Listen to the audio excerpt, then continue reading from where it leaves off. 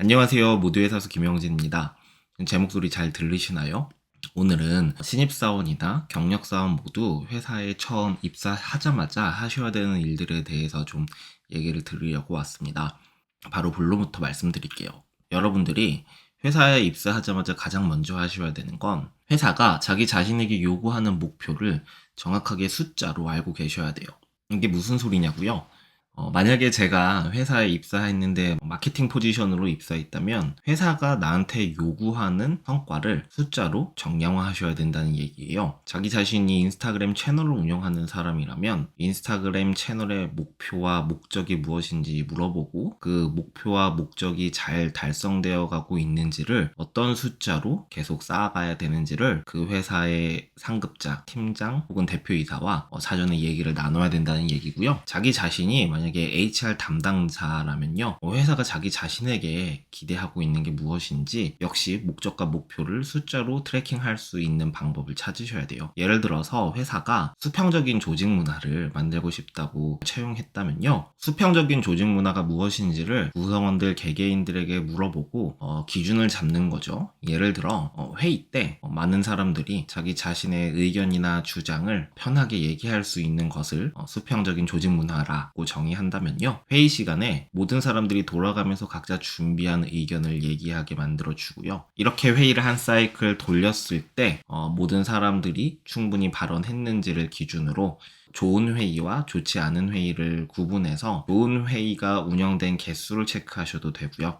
이런 식으로 꼭 매출과 연결되어 있는 부서뿐만이 아니라 모든 회사의 구성원들은 자기 자신의 성과를 이렇게 일목요연하게 숫자로 아카이빙하고 계셔야 돼요. 그렇게 해야지만 나중에 내 자신이 연봉 협상 때 얼마나 자기 자신이 회사의 목표, 목적에 맞게 성과를 잘 달성하고 있었는지를 증거로 보여줄 수가 있고요. 반대로 얘기하면 자기 자신이 평소에 회사가 요구하는 성과와 목표, 목적에 대해서 생각하지 않고 있다가 연봉 협상 시즌 때 부랴부랴 그 성과를 취합하는 사람이라고 생각을 해보세요.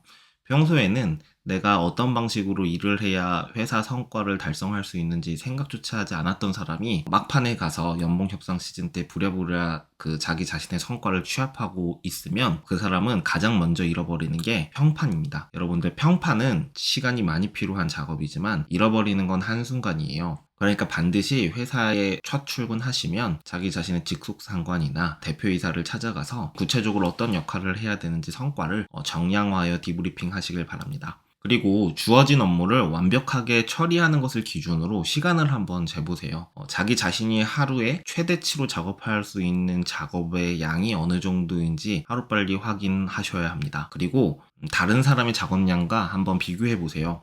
지금 회사에서 일을 가장 잘하고 빨리 하는 사람을 기준으로 자기가 몇 시까지 일을 해야 그 사람의 수준으로 일할 수 있는지를 빨리 체크해 보시고 그 사람을 목표로 하루빨리 업무 시간 안에 업무 양을 소화할 수 있도록 노력하시는 게 좋습니다.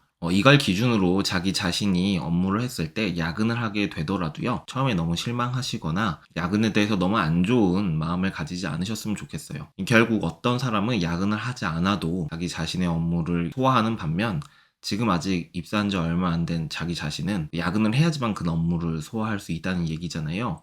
이거는 그만큼 자기 자신의 업무 역량이 아직 부족하다는 소리니까요. 회사에서 일을 가장 잘하는 사람을 기준으로 그 사람의 업무 양과 그 사람이 회사에서 시간을 어떻게 보내는지를 기준으로 자기 자신도 회사 생활의 타임라인, 출근하고 퇴근할 때까지의 시간을 잘 재정비해 보셨으면 좋겠어요.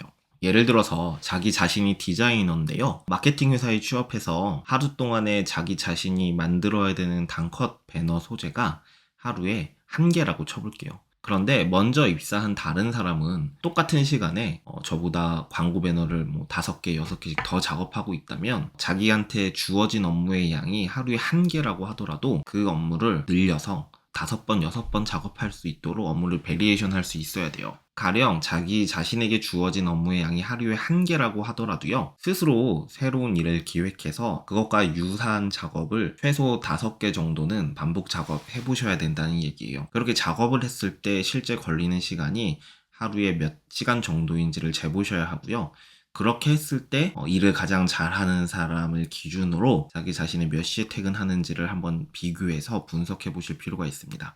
이렇게 하셔야 되는 이유는 집중력도 관리해야 하는 자원이거든요. 나 자신이 배너를 하루에 1개 만드는데 걸리는 시간이 1시간 이라면요. 배너 5개를 만드는데 걸리는 시간이 5시간이라고 생각하기가 쉬운데요. 실제로는 5시간보다 좀 더 걸린다고 보셔야 돼요. 왜냐하면 회사는 굉장히 다양한 일들 그리고 다른 부서들과 연계하는 일들이 많기 때문에 나 자신의 업무만 작업할 수 있는 것이 현실적으로 좀 어렵죠. 다른 팀에서 업무 요청을 하면 그때그때 대응해야 되는 일들도 많이 발생하기 때문에 내가 5개의 작업을 한 번에 진행했을 때 걸리는 시간이 어느 정도인지를 계산하시는 게 현실적입니다. 그것이 자기 자신의 역량이기도 하고요. 일을 잘하는 사람은 그렇게 자기 자신의 몇 배를 집중력을 잃지 않고 일하면서도 칼퇴를 하고 있는 것이겠죠.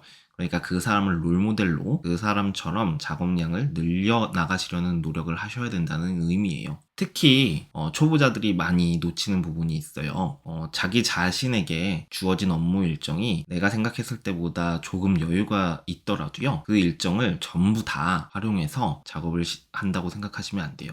보통 작업 일정이 타이트하지 않고 여유가 생길 때는요, 그 사람의 작업 역량에 의구심이 있을 때가 많거든요. 그 사람에게 일을 잘하는 사람을 기준으로 업무 지시를 했을 때 그 기간 동안 고퀄러티의 아웃풋을 만들어 오기가 쉽지 않다라고 판단했기 때문에 리더가 그 사람에게는 작업 일정을 조금 더 여유 있게 준 거라는 소리예요. 이런 상황일 가능성이 높기 때문에 정해진 일정을 다 쓰기보다는 그 일정 안에 최대한 많은 작업을 하고 컨펌을 자주 받는 것이 그 사람이 회사에서 빠르게 신뢰를 얻고 자리를 잡을 수 있는 방법입니다. 어떤 사람은 한 개의 업무를 3일 동안 작업하라고 하면 3일 동안 3번 컨펌을 받고 완성된 결과물을 제출하는 반면 어떤 사람은 정말 3일 동안 딱 하나의 결과물을 제출하고 다 했다고 얘기해서 사람들의 신뢰를 잃어버리는 경우가 많으니까요.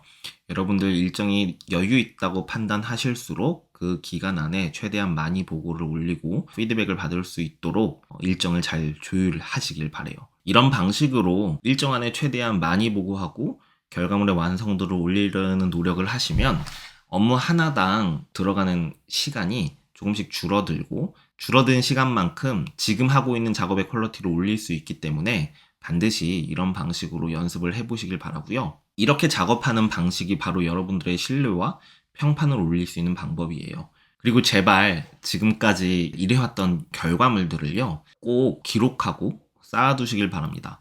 연봉 협상 시즌 때 부랴부랴 성과를 취합하지 마시고요. 늘 자기 자신에게 기대하는 기대치를 정량화해서 노션이나 스프레드시트 같은 데 따로 아카이빙 하시길 바래요. 자기 자신이 목표를 늘 생각하면서 직장 생활을 하더라도 그때그때 기록하지 않으면 곧 그 성과들은 휘발되고 말거든요. 그렇기 때문에 매일매일 회사에서 하는 일들에 대한 기록을 꼭 잊지 말고 하시면 좋겠어요. 입사하기 전에 당일 면담 일정을 잡아두시는 것도 하나의 방법이 될 수 있겠죠. 정리하자면 처음에 입사하셔서 여러분들이 하셔야 되는 건 회사가 나에게 기대하는 목표가 무엇인지 숫자로 확실하게 파악하시는 것이고요. 두 번째는 그 업무를 자기가 수행했을 때 걸리는 시간이 정확히 몇 시간 정도인지를 재보시는 거예요. 그리고 나 자신의 업무의 양과 그 회사에서 일을 제일 많이 하는 사람의 업무의 양을 비교해서 그 사람의 업무의 양을 내가 했을 때 걸리는 시간도 재보셔야 돼요. 이 과정에서 야근이 필요하다면 야근을 하실 수도 있어야 합니다. 마지막으로 세 번째는요, 자기 자신에게 업무의 일정이 여유롭게 편성이 되었다고 해서 그 일정을 전부 다 사용하지 마시고요. 그 기간 동안 최대한 많이 보고하고 피드백을 많이 자주 받아서 그 기간 안에 작업물을 완성하는 것을 목표로 하셔야 돼요.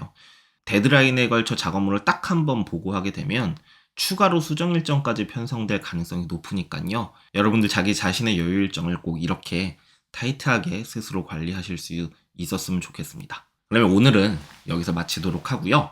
추가적으로 궁금하신 거나 질문 있으시면 댓글로 남겨주세요. 제가 그러면은 댓글로 답변을 드릴 거고요. 오늘 영상이 도움이 되셨으면 구독과 좋아요, 알림 설정까지 부탁드립니다. 그럼 여기서 마치도록 할게요. 긴 시간 경청해 주셔서 감사합니다.